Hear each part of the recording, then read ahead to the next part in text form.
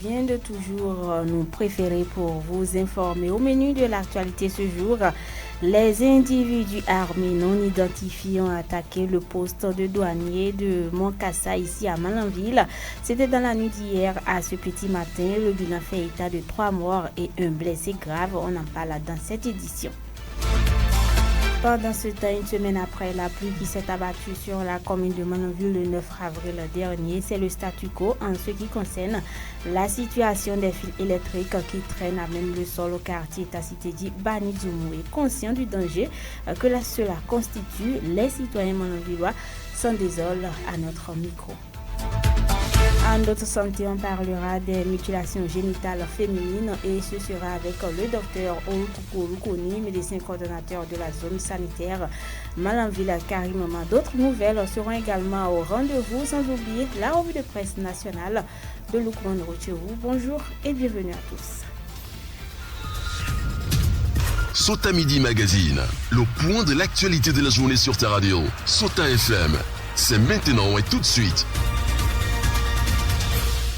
Morts et un blessé grave, c'est le bilan provisoire d'une attaque perpétrée à Malanville par des individus armés non identifiés dans la nuit d'hier, mardi 16 à ce mercredi 17 avril 2024. Selon les premières informations de la rédaction, ces individus armés ont fait irruption aux environs de 22 heures et ont ouvert le feu sur les personnes présentes au niveau du poste de douanier de Moncassa dans l'arrondissement de Garo. Notre source révèle qu'un agent de la mairie, un agent du phytosanitaire et un militaire sont les victimes de cet assaut des assaillants qui ont également blessé gravement un autre militaire. Ce dernier est admis de toute urgence dans un centre de santé pour des soins intensifs. Cette incursion meurtrière des groupes armés vient allonger la liste des attaques contre les postes de sécurité de défense dans le département de la Liborie au nord du Bénin. Il faut noter que Moncassa est une localité située dans l'arrondissement de Gao sur la route inter-État numéro 5 Bodje-Kali-Iloa à la frontière Nigeria. Et que retenir de l'état des lieux? Quelques heures après cette attaque, Bruno Gakli a fait le constat sur le terrain. Suivez son compte rendu.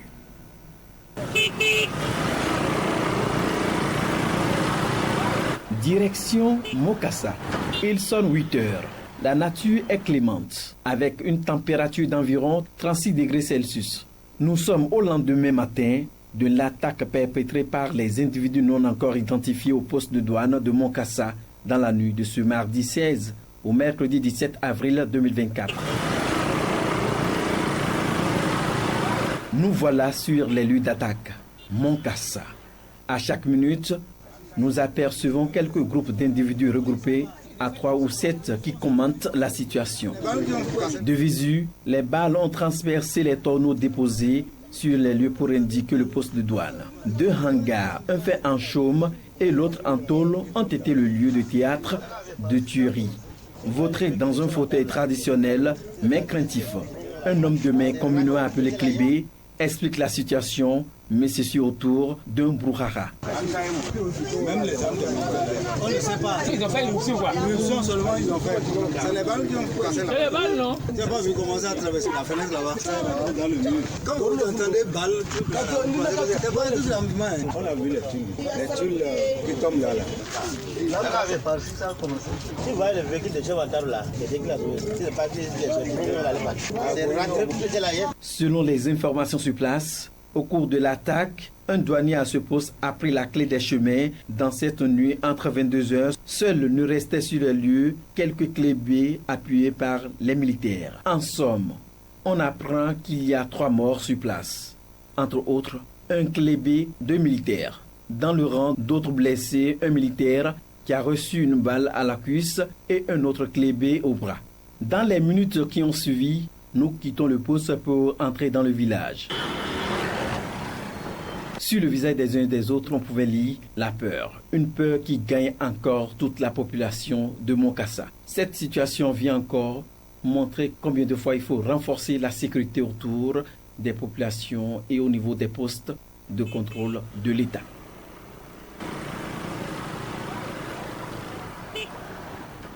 Merci pour cette actualité. Mesdames et messieurs, il a fallu une première grande pluie ici à Malanville le 9 avril dernier pour qu'on assiste déjà à une situation pas trop guère au quartier Tacitedi Banizomo.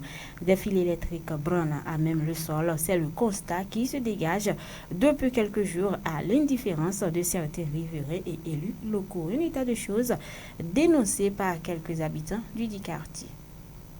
Après cette pluie, au lendemain, on a constaté que les fils conducteurs de courant aussi déambulent de part et d'autre par terre. Ça constitue déjà un danger. Il y a des véhicules qui passent dessus, tout ça. Là. Les enfants qui sont directement en contact avec les courants des hautes tensions. Ouais, ça peut déjà créer. Et juste là, les autorités ne sont pas encore venues pour mettre ceci en ordre. On ne peut pas attendre que le pire se passe avant que ne réagissent. Voilà, donc... ça, c'est déjà un danger pour...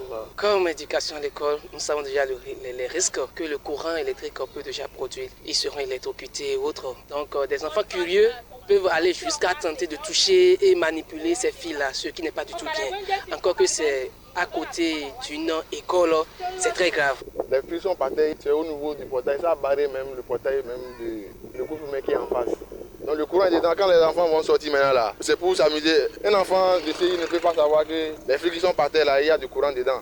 Donc ils vont forcément toucher. La SVE peut venir couper ces fils pour que celui à qui appartient, les fils, s'il manque de la lumière à la maison, il peut venir réparer ça. Bon, dans le cas contraire, c'est pas bien. Et moi, je ne donne pas tort aux citoyens. Parce qu'il y a cette situation, c'est la faute au gouvernement. C'est manque de poteaux qui laisse que les quartiers qui n'ont pas de poteaux, s'ils peuvent nous aider à placer ces poteaux, ça serait bien. Ma précaution que c'est trop dangereux pour les enfants et c'est risquant encore. La pluie a fait du mal trop à les gens. Et il y a les enfants qui vont à l'école, ils sont petits, ils peuvent s'amuser avec le courant. Même les grands, pas de souci. Face à la situation, ces citoyens profitent de notre canal pour lancer l'appel que voici aux autorités communales. On les écoute. Je demande aux autorités de venir en aide, de presser vite les choses pour qu'on puisse amener les poteaux. Sinon, c'est les poteaux, c'est le manque de poteaux qui laisse qu'il y a toujours ce genre de problème. Et l'environnement de Malanville, s'il y a plu un peu, la terre n'est pas bonne, les termites bouffent vite les poteaux. Donc il faut que le gouvernement vienne en aide. Le message que j'ai pour les autorités, que de nous aider à soulever les bois qui sont tombés là, à cause de les enfants. Nous prions que les autorités se mobilisent et viennent sur le terrain et vérifier afin que des poteaux électriques nous soient disposés pour que de tels dégâts ne se reproduisent plus très fréquemment. Et une semaine après le constat, c'est le statu quo en ce qui concerne cette situation des fils électriques qui traînent à même le sol. Et conscient du danger que cela constitue, les citoyens malanvillois se désolent du silence des autorités au plan local. Je vous invite à suivre le cri de cœur de cet habitant du quartier Tacitedi Banizomo. L'autorité locale nous aider à installer, c'est-à-dire placer les poteaux. Sinon, les bois qu'ils ont eu à planter là, vraiment, ce n'est pas bon. C'est vraiment honteux, d'autant plus qu'il y a quand même une école à côté. Donc, comme ça, je vois que ce n'est pas bon, quoi. Donc, il faudrait que l'autorité nous aide beaucoup à placer les poteaux. Ange Sosaminou, lui, situe les responsabilités, appelle les autorités à une prise de décision pour conjuguer ce problème au passé. On l'écoute. Le problème majeur, il faut que notre quartier soit électrifié. Il est temps. Plus de 22 ans de décentralisation.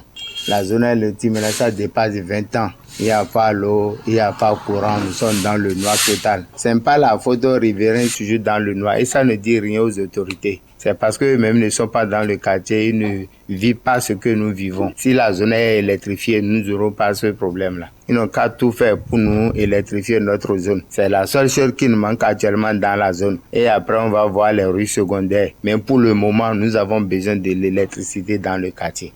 On va marquer une coup de pause avant de revenir pour la suite de cette édition. Sota Info Midi, le point de l'actualité sur ta radio.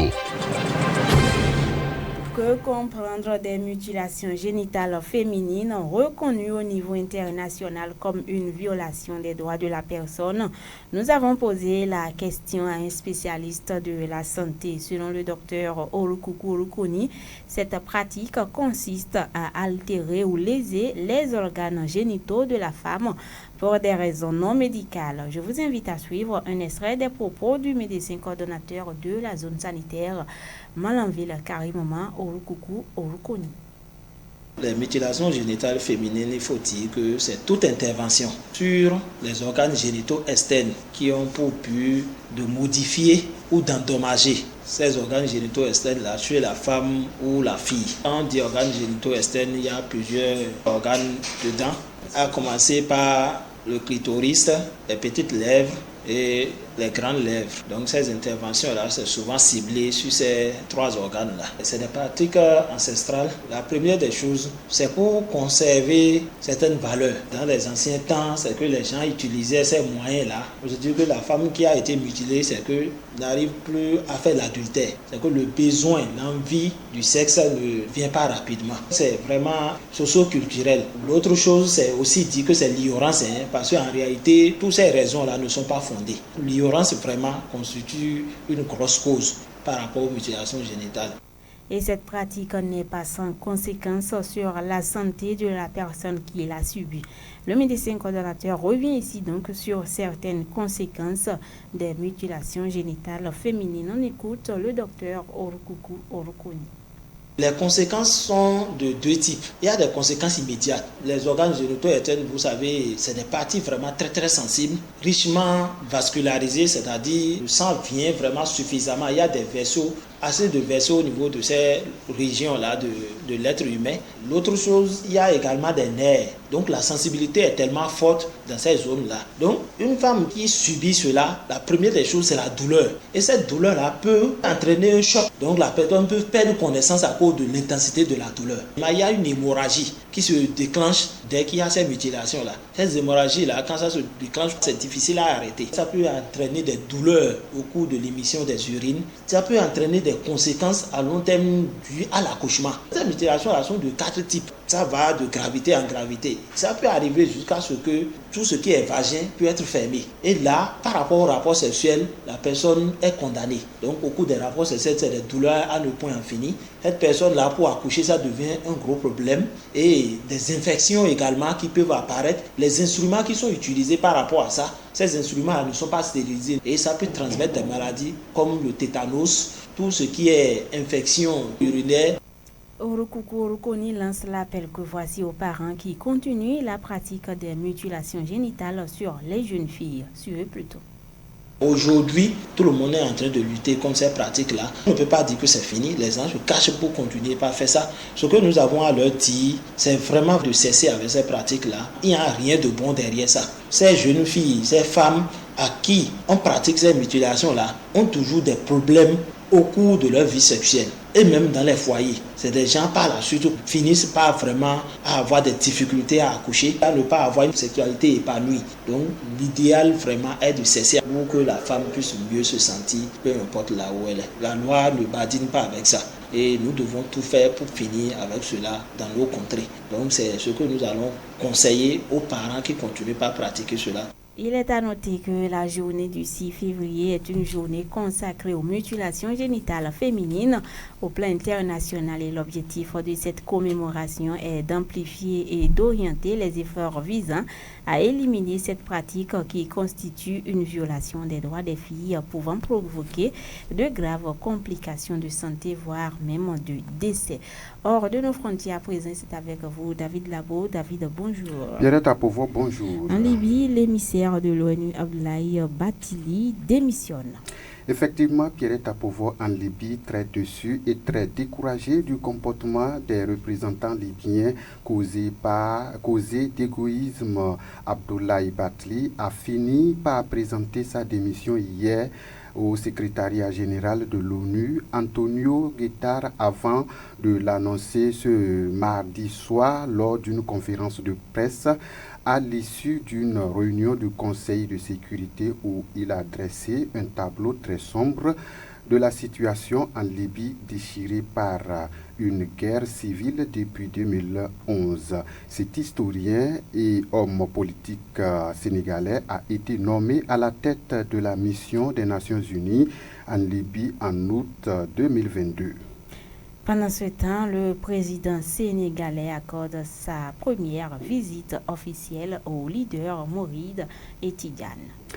Effectivement, Pierrette, à pouvoir pour finir au Sénégal, c'est quasiment une tradition, voire une règle politique, mais la présidence le précise. Cette double visite de la même journée était tout simplement première sortie officielle de Bassirou Diomaye Faye depuis son élection. Visiblement, dans une recherche d'équilibre, le palais a publié des communiqués et des photos à la suite des deux entretiens du chef de l'État.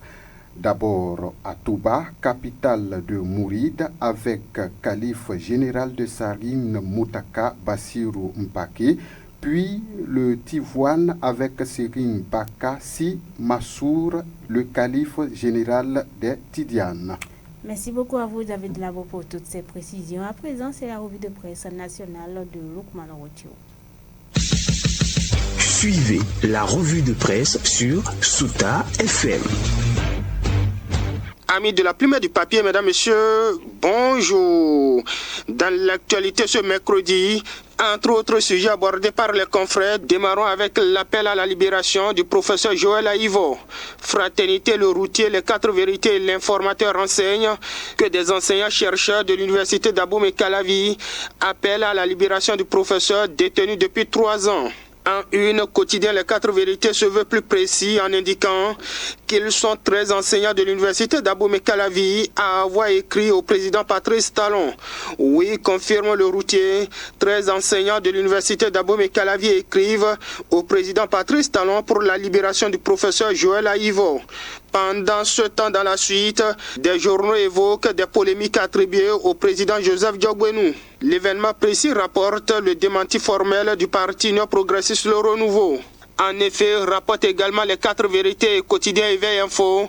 L'Observatoire de la déontologie et de l'éthique des médias ODEM condamne les propos violents, calomnieux et d'incitation à la haine diffusés par Aujourd'hui au Bénin. D'après les publications, le dit journal attribue à Joseph Diogbenou une supposée candidature à pas forcée à la présidentielle de 2026. Joseph Diogbenou est victime d'un mensonge grossier, estime le potentiel qui dénonce que c'est un journal prohibé. Le fameux quotidien n'a aucune existence légale, révèle la publication qui annonce des sanctions pénales pour diffamation, une leçon à donner aux auteurs du tract, déduit le journal. De toute façon, annonce Les 4 vérités, après le démenti des propos polémiques attribués au président de l'Union Progressiste Le Renouveau, Joseph Diogbenou sera face à la presse ce jour. En attendant cette sortie médiatique, ce sont les 8 ans de rupture qui sont appréciés à travers Matin Libre. La rupture 8 ans après, ça ne va pas, des Béninois se plaignent, rapporte le journal. Le président Patrice Talon ne m'a pas vraiment convaincu quant aux promesses qu'il tenait il y a 8 ans. Certes, dans le domaine des infrastructures, il y a beaucoup d'évolutions, nous avons des routes en construction, mais sur d'autres plans, faut pas se voiler la face. Par exemple, le panier de la ménagère, ce n'est pas vraiment cela, déclare l'interlocuteur de Matin Libre pour qui, sur le plan politique, c'est un chaos. Patrice Talon a totalement échoué. Sur le plan de la démocratie, n'en parlons pas. La liberté d'expression, ce n'est pas ça. Pour moi, 8 ans après sa prise de fonction, il reste beaucoup à faire, confie-t-il à mon confrère. Outre le prix des denrées alimentaires qui ne cesse de flamber, empêchant les Béninois de manger à leur faim, ce qui revient encore dans les conversations, ce sont, révèle Matin Libre, les désagréments qu'ils subissent suite à l'opération de contrôle de casque. Justement, parlant de cette opération de contrôle de casque, ainsi dans le reste, Décryptage Info informe que 11 députés adressent 9 questions orales au gouvernement. L'opposition parlementaire interpelle le gouvernement, s'exclame l'informateur. Pas seulement l'opposition, Les 4 vérités fait savoir que opposition et mouvance interpellent le gouvernement. Le député Aboulaye Gounou du parti Bloc républicain s'insurge contre les exactions policières et propose l'initiation d'une loi spéciale portant procédure disciplinaire contre les agents en uniforme, rapporte le quotidien. Le routier parle de sévères réquisitoires du député Gounou de la mouvance contre les déviances policières.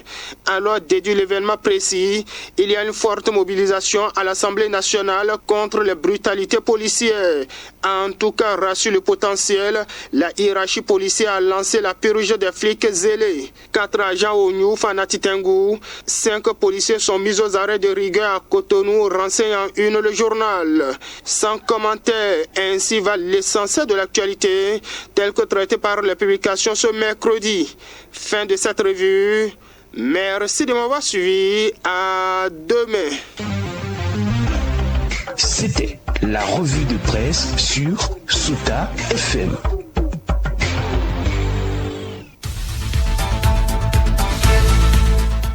Ce sera également tout pour cette édition. Merci de nous avoir suivis. Je suis Pierrette Pauvre devant ce micro.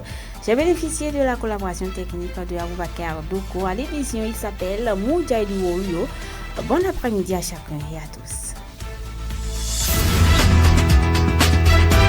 C'était Sota Midi Magazine, le rendez-vous informatif de la mi-journée sur Sota FM, la radio de l'espoir. Merci pour votre fidélité. Suivez la chronique en français facile sur Sota FM. La chronique en français facile sur Sota FM. Alassane Sani Bio.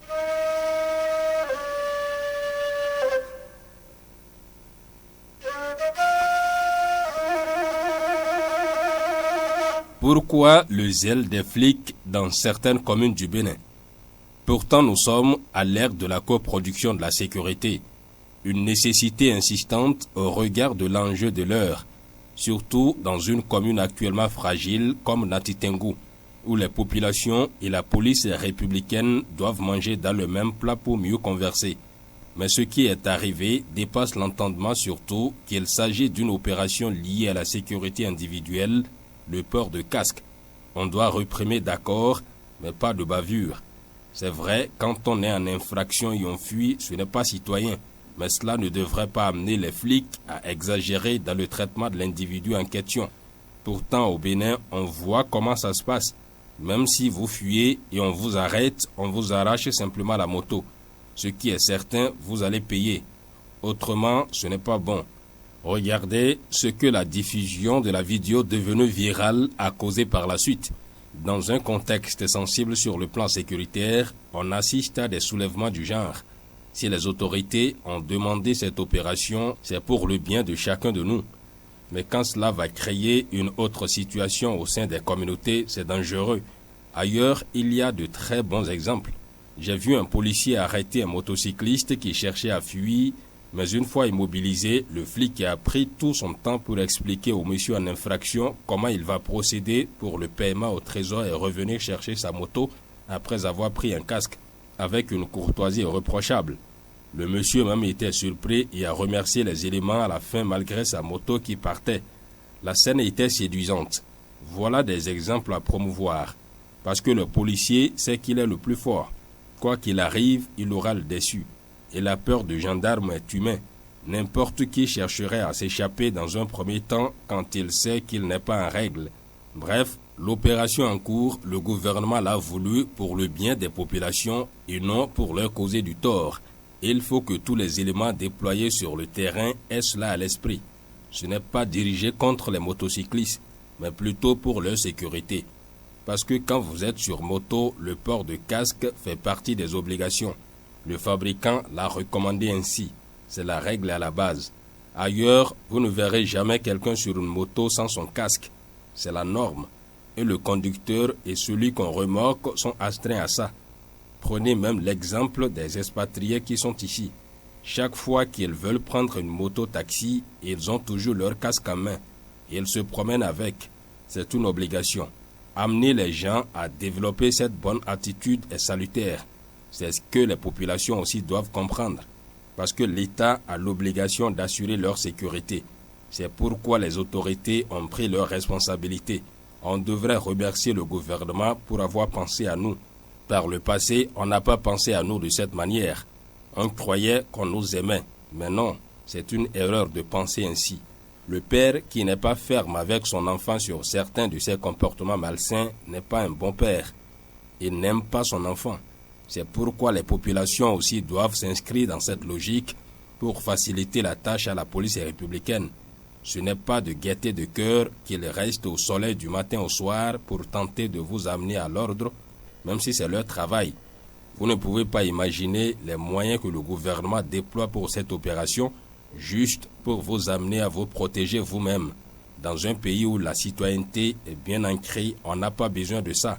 Juste un message de sensibilisation à la radio et tout le monde s'aligne. Il faut que chacun prenne ses responsabilités pour que le contrôle de port de casque s'arrête. Les éléments de la police ont d'autres chats à fouetter, surtout dans les zones comme Natitengu, où on devrait leur faciliter la tâche pour qu'ils se concentrent plus sur ce que vous savez. Citoyens de la République, c'est tout pour aujourd'hui. On se reprend très prochainement.